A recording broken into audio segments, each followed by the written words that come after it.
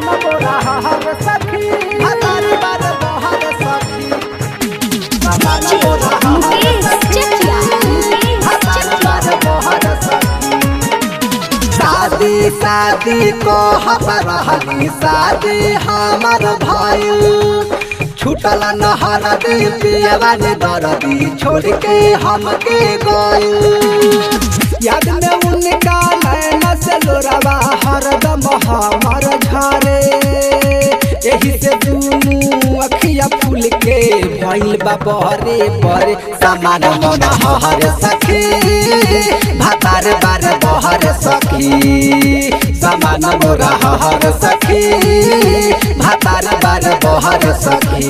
अब का कहिए सखी समान मोरा समान मोरा समान मोरा समान मोरा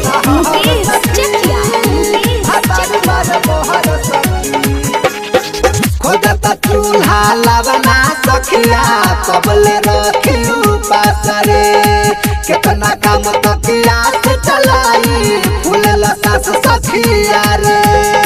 खोजता चूल्हा लवना सखिया कबले रखी पासरे कितना काम तकिया से चलाई फूल सास सखिया रे।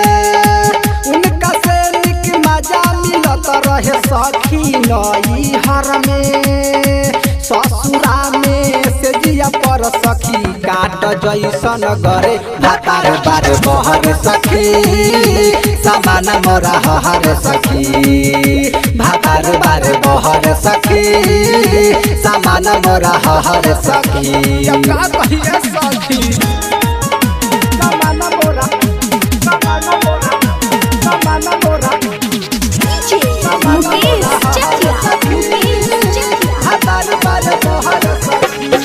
राइटर वासुदेव आशिक मजाल हम मुआर में लागत आधा उम्र बीत जाई सैया के इंतजार में।